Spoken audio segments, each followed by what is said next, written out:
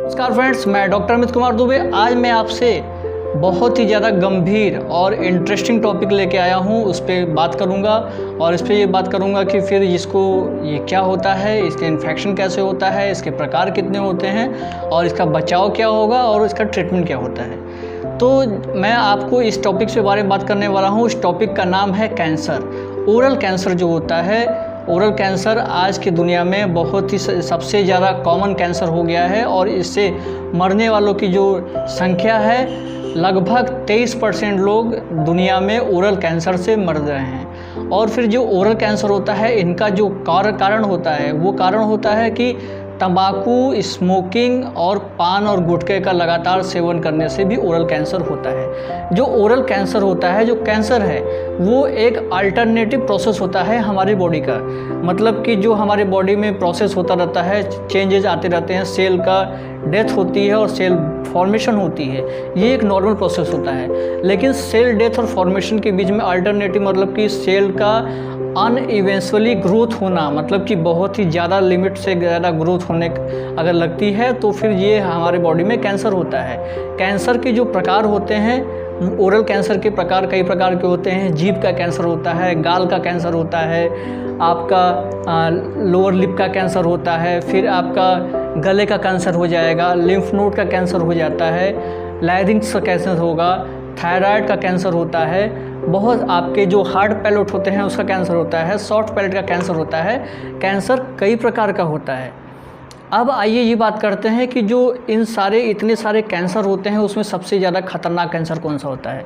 तो जितने सबसे ज़्यादा कैंसर होते हैं उसमें सबसे ज़्यादा खतरनाक कैंसर होता है आपके जीभ का कैंसर। बाकी जगह आपके जैसे कैंसर हो गया, अगर आपके दांत के पास में हो गया, गाल में कैंसर हो गया, तो गाल और बाकी पार्ट को डिवाइड करने के लिए अंदर एक हड्डी होती है। लेकिन आपने कभी ध्यान दिया है कि आपके जीभ के अंदर कभी कोई हड्डी नहीं होती है और ये सबसे ज़्यादा लचीला पार्ट होता है और ये बहुत तेज़ी से फैलता है। इसीलिए जीभ का कैंसर बहुत ही ज़्यादा खतरनाक होता है। और जीभ का कैंसर क्या होता है कि ये जो हमारी जीभ होती है वो लिम्फ नोड से कनेक्ट होती है। तो ये लिम्फ नोड्स कहाँ कहाँ पाए जाते हैं? ये लिम्फ नोड्स आपके जो गर्दन होती है, जो गर्दन स्टार्ट होती है और यहाँ पे जुड़ी होती है, मतलब जो आपका शरीर होता है और गर्दन जहाँ जुड़ती है वहाँ पे लिम्फ नोड्स होती है।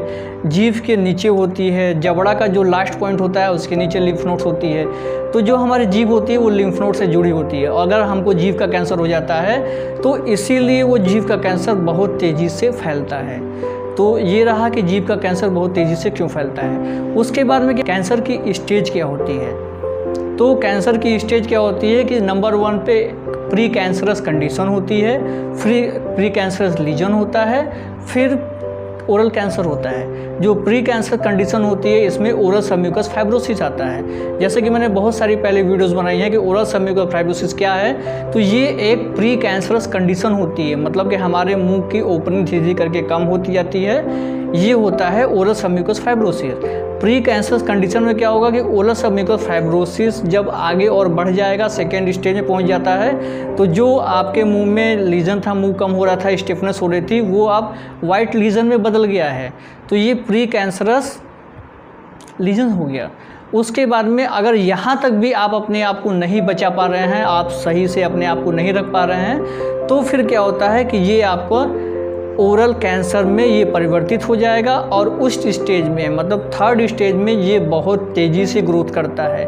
अनइवेंचुअली इसका ग्रोथ होता है और ये इतना तेज़ी से फैलेगा कि ये मतलब कि समझ में नहीं आता है कि हमको क्या हो रहा है और इसमें पेन भी बहुत ज़्यादा होता है। इसलिए प्राइमरी स्टेज और सेकेंडरी स्टेज में ही अपने आप को समझ जाइए। और इसका जो बचाव होता है, बचाव में सबसे बड़ी बात होती है कि ओरल हाइजीन को मेंटेन करके रखिए।